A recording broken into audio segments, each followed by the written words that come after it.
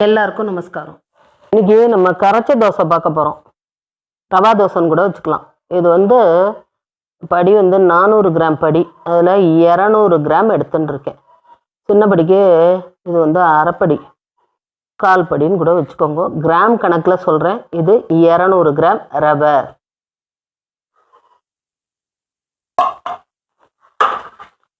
நூறு கிராம் மைதா. இந்த இடத்துல உங்களுக்கு மைதா வேண்டாம் அப்படின்னா நீங்கள் கோதுமை மாவு போட்டுக்கலாம்.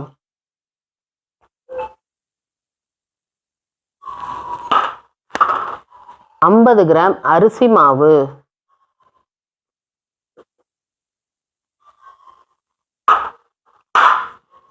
இப்போ எவ்வளோ ஆயிருக்கு? 200. இது ஒரு 100, 300. இது 50, 350 ஆயிருக்கு. 400 கிராமாக இருந்தால் 3/4 ஸ்பூன் போடுவேன் பொதுவாக. இது தோசைங்கிறதுனால இதுக்கே நம்ம 3/4 ஸ்பூன் போட்டுக்கலாம். 3/4 ஸ்பூன் உப்பு போட்டிருக்கேன். இது இந்துப்பு. அப்புறம் வேணும்னா பார்த்துன்னு திருப்பியும் போடுவேன். ஏன்னா மோர் வேற வச்சுன்னு இருக்கோம் இல்லையா. அதுக்கப்புறம் இது மோர் நல்லா சிலிப்பி கரைச்சி வச்சுட்டுருக்கேன். இது நான் குத்தி கலந்ததுக்கு பிறகு தான் உங்களுக்கு என்ன அளவுன்றது என்னால் சொல்ல முடியும். இது பெருங்காயம், கட்டி பெருங்காயம் கரைச்சி வச்சுட்டுருக்கேன். இதில் என்ன இருக்குன்னாக்கா, அரை ஸ்பூன் கடுகு, 1 ஸ்பூன் கிட்ட உளுத்தம்பருப்பு, ஒரே ஒரு பச்சை மிளகா. அதை நான் வதக்கலை, ஏன்னா வதக்கினா ரொம்ப காரம் வந்துடும்னு வதக்காமல் வச்சுட்டுருக்கேன். அப்படியே போடுற மாதிரி போட்டு டபக்குன்னு எடுத்துருவேன். அதுக்கப்புறம் கருகப்பில்லை. இந்த 4 ஐட்டம் இருக்குது. இது தேங்காய் எண்ணெய். தேங்காய் எண்ணெயில் கடுகு, உளுத்தம்பருப்பு, பச்சை மிளகா, கருகப்பில்லை 4 சமாச்சாரம் இதில் இருக்குது. இதுவும் நம்ம இதில் போட்டுக்க போகிறோம்.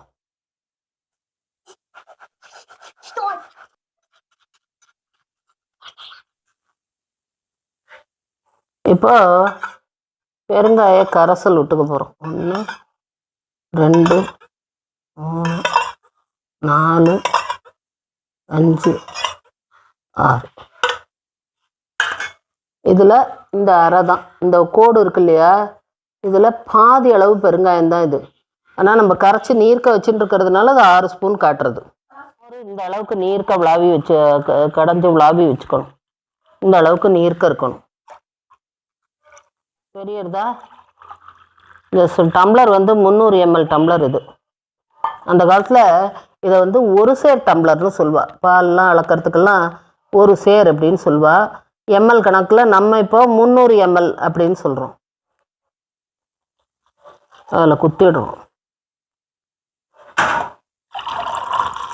இன்னும் ஒரு 100 எடுத்துன்னு இருக்கோம். மொத்தம் 400 இருக்குது. நம்ம என்ன பண்ணுறோம், மிச்சத்துக்கு போராத்துக்கு கொஞ்சம் ஜலம் குத்துறோம்.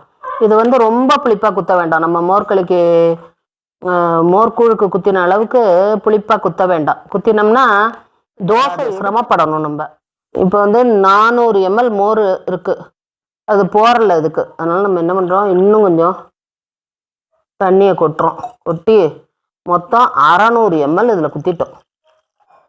இப்போ நம்ம இதில் ஒரு சீக்ரெட் இன்க்ரீடியன்ஸு சேர்க்க போகிறோம். அது தனியான சுவையையும் ஒரு மொறுமொறுப்பையும் கொடுக்கும். என்னன்னு பார்த்தா, நம்ம பஜ்ஜிக்காகன்னு கலந்து வச்சுட்டு இருப்போம் இல்லையா, கடலை மாவு, அரிசி மாவு, இது காரப்பொடியெல்லாம் கலந்து பஜ்ஜி பண்ணுறதுக்காக வச்சுருந்த மாவு. இல்லைன்னா நீங்கள் நார்மல் கடலை மாவையே போட்டுக்கலாம். 1 ஸ்பூன் கடலை மாவு இதுக்கு போட்டுக்கலாம். வேணும்னா இன்னொரு ஸ்பூன் கூட போட்டுக்கலாம். ஆனால் நான் கம்மியாக தான் போடுவேன். அந்த 1 ஸ்பூன் கடலை மாவையும் போட்டு நல்லா அப்படி கரைச்சி வச்சிட வேண்டியது தான். இப்போ பாருங்கள் இது எப்படி இருக்குன்னு தெரியறதா? இது இப்போ அரை மணி நேரம் ஊறணும். அநேகமாக இதுக்கு இந்த ஜலம் போராது. ஏன்னா இந்த அளவில் தான் நம்ம தோசையே வாக்கணும். இப்போவே இது இப்படி இருக்கு இல்லையா, அரை மணி நேரம் கழித்து பார்த்தேன்னா அந்த ஜலத்தை பூரா ரவா உறிஞ்சின்றோம். உறிஞ்சிட்டு கெட்டியாக போயிடும். அதனால அநேகமாக நம்ம இன்னும் இதுக்கு ஜலம் விட வேண்டியது வரும். அது நான் வாக்கும் பொழுது உங்களுக்கு காட்டுறேன். அப்புறம் பச்சை மிளகாயை இதை பாருங்க, இந்த மாதிரி வட்டமாக கட் பண்ணி வச்சுக்கணும். இதுக்கு போடுறதுக்கு இப்படி நான் ஒரே ஒரு மிளகா போட்டேன். போட்டுட்டு அதை உடனே வெளியில் எடுத்துட்டேன். அந்த மாதிரி இதை நன்னா கரைச்சிக்கணும். கட்டி உருண்டை இல்லாமல் நன்னா கரைச்சி ஊற வைக்கணும். இப்போ உங்களுக்கு ஒரு பெரிய தீராத சந்தேகம் வந்திருக்கும். அதை முறை சர்விச்சு இப்போ தெரிவிப்பேன் எல்லாரும். ஒரு நாட்டு மக்களுக்கோ ஒரு நற்செய்தி, இந்த ரகசியம் என்ன அப்படின்னு கேட்பாங்க. இது என்ன பாத்திரம் அப்படின்னு. இது ஒன்றும் இல்லை, சாயங்காலம் ஆற்றுல பால் வாங்கின பாத்திரம். அதனால அதை வேஸ்ட் பண்ண வேண்டாமே, அந்த பால் எல்லோரும் காப்பி சாப்பிட்டோன்னா குறைஞ்சிடுது. அதனால அது வேறு சின்ன பாத்திரத்தில் மாற்றி வச்சுட்டு அந்த பாத்திரத்தையே எடுத்துட்டு இருக்கேன். ஏன்னா பாட்டி சொல்வா சிக்கனமாக எல்லாத்தையும் உபயோகப்படுத்தணும் அப்படின்னு சொல்லிட்டு, அதனால எடுத்துட்டு இருக்கேன். இப்போ இது என்ன பாத்திரம்னு தெரில, ஏதுன்னு தெரில, அதில் பண்ணிட்டேன்னு எல்லோரும் கேட்டுன்னு வருவேன். அதனால உங்களுக்கு சொல்கிறேன், மோர் பாத்திரம், பால் பாத்திரம், அந்த மாதிரி பாத்திரங்கள் இருந்ததுன்னாக்கா அந்த பாத்திரத்தையே நம்ம எடுத்துக்கலாம். அது ஒன்றும் தப்பு இல்லையே. பால் மோரெலாம் நம்ம யூஸ் பண்ணுறோம், பாத்திரத்தையும் யூஸ் பண்ணிக்கிறோம், அவ்வளவுதான். இப்போ இது ஊற போகிறது. அதுக்கப்புறம் ஊறினதுக்கு பிறகு தோசையை நம்ம பார்ப்போம். அந்த தண்ணியே சரியாக இருக்குது நமக்கு. நம்ம சொல்லியிருந்தோம் இல்லையா, இன்னும் கொஞ்சம் வேண்டியது இருக்குமோ என்னமோன்னுட்டு. இப்போ குழந்தை பசிக்கிறதுன்றது, அதனால அதுக்கு அவசரமாக ஒரு தோசை வார்த்தேன். கரெக்டாக இருக்குது, போரும். நான் முதல்ல தோசை வார்த்த கதை உங்களுக்கு தெரியுமா? முதல்ல தோசை வார்த்தேன் இல்லையா, அப்போது இந்த மாதிரி வாக்கணும்னு எனக்கு தெரியல.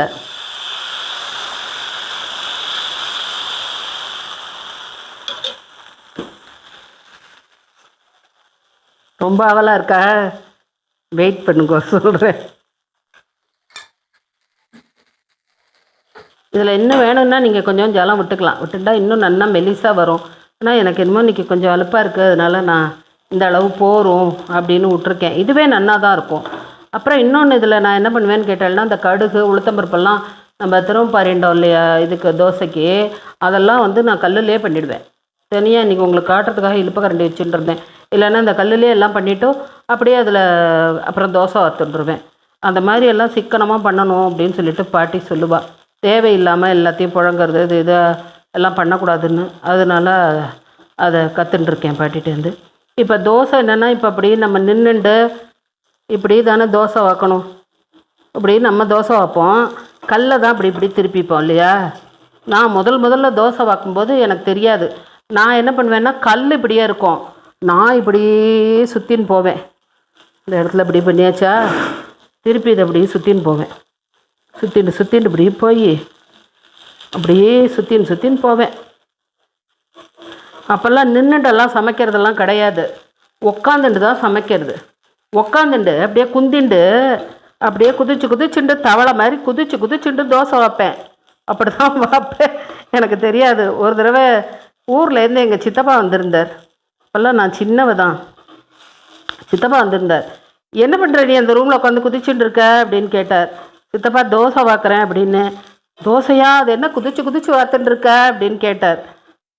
எனக்கு தெரியல, நான் இப்படி தானே வாக்கணும் அப்படின்னு. ஏன்னா நான் அதெல்லாம் சின்னவளாக இருந்ததுனால அதெல்லாம் என்ன பண்ணுறா ஏதுன்னெலாம் நான் பார்த்ததில்ல. திடீர்னு தோசை வாக்கணும் அப்படின்ற பொசிஷன் வந்தோடனே தெரியல.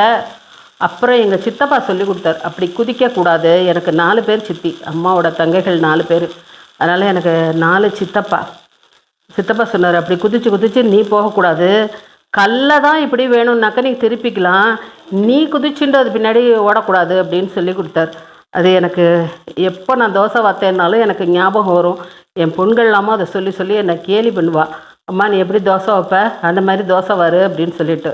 அதனால் அந்த ரகசியத்தை இன்றைக்கி நான் உங்களுக்கும் பகிர்ந்துன்னு இருக்கேன். இப்போ பார்த்தல நல்லா வந்திருக்கு இல்லையா. இது சாப்பிட்டு பார்த்தலனாலும் ரொம்ப டேஸ்ட்டாக இருக்கும். அந்த கடலை மாவு இருக்கு இல்லையா, அது ரொம்ப நல்லா இருக்கும். அதே மாதிரி கோகுலாஷ்டமி சமயம்னா நம்ம அந்த டாங்கர் மாவு அரைச்சி வச்சுட்டு இருப்போம் இல்லையா, சீடைக்கெல்லாம் மாவு, அதை வந்து நீங்கள் இதில் மிக்ஸ் பண்ணினாலும் நல்லாயிருக்கும். கடலை மாவு இல்லை அப்படின்னா உளுந்து மாவை கலந்துக்கலாம். அப்படி இல்லை அப்படின்னாக்கா நம்ம பஜ்ஜிக்கு மாவு மிக்ஸ் பண்ணி வச்சுட்டு இருந்தோம்னாக்கா அதையும் நம்ம கலந்துக்கலாம். இதை பாருங்க எப்படி வந்திருக்குன்னு தெரியுறதா. இதை இன்னும் நம்ம போட்டு சிம்மில் வச்சு இதை டோஸ்ட் மாதிரி பண்ணி அப்படியெல்லாம் பண்ணலாம்.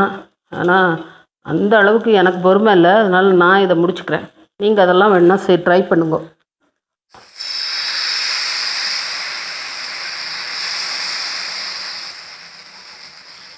தெரியுதா. இது நம்ம நார்மல் தோசை இல்லை என்ன பண்ணுவோம், மாவை குத்திட்டு இப்படி இழுப்போம் இல்லையா, அந்த மாதிரி இதில் பண்ணக்கூடாது. அப்படியே சர்றன்னு குத்தி விடணும். அதுதான் அந்த தோசைக்கும் இந்த தோசைக்கும் உள்ள வித்தியாசம். கரைச்ச மாவு தோசை இப்படி தான் பண்ணணும்.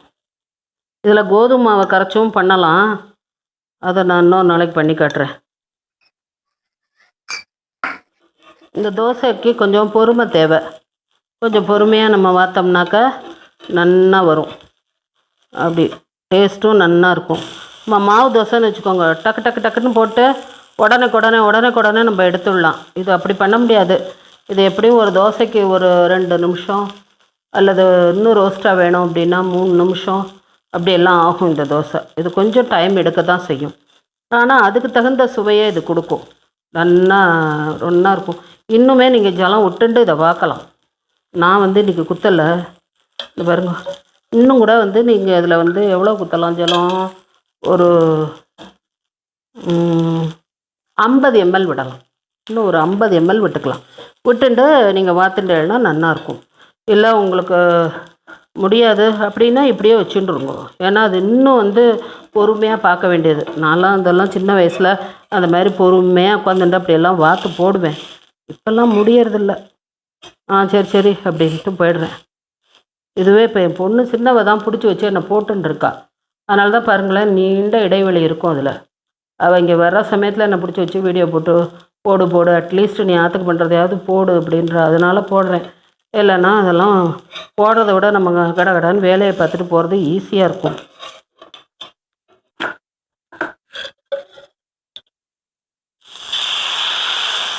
பார்த்துக்கோங்க, அப்படி குத்தணும்.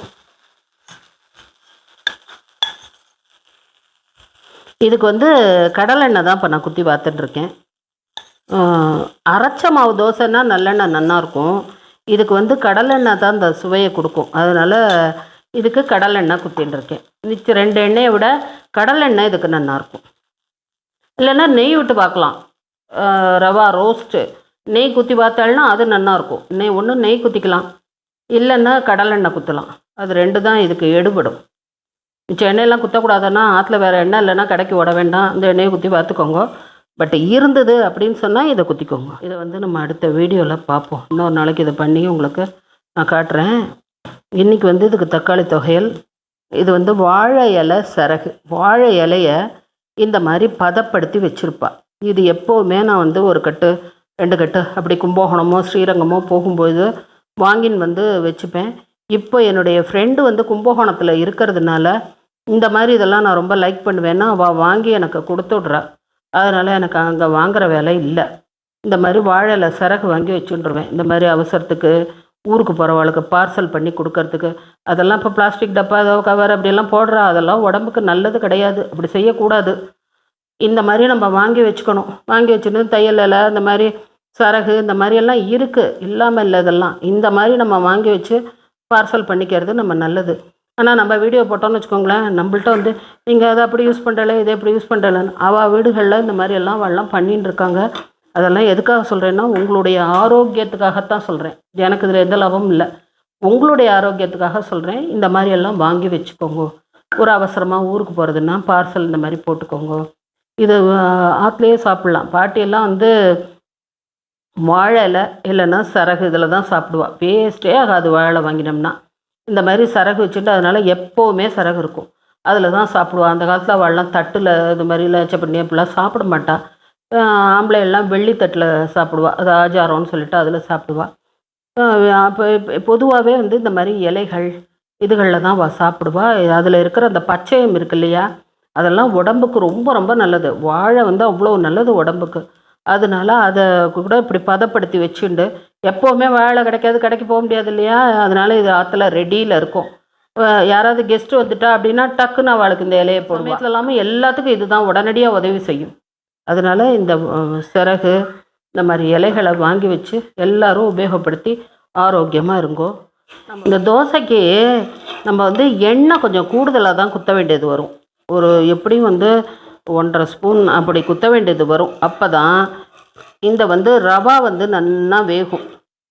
இப்போ எல்லோரும் கேட்பேள், மிளகு ஜீரகம் போடலை, அப்புறம் இஞ்சி போடலை, அதெல்லாம் நீங்கள் போடலையே அப்படின்னு சொல்லிட்டு கேட்பேள்.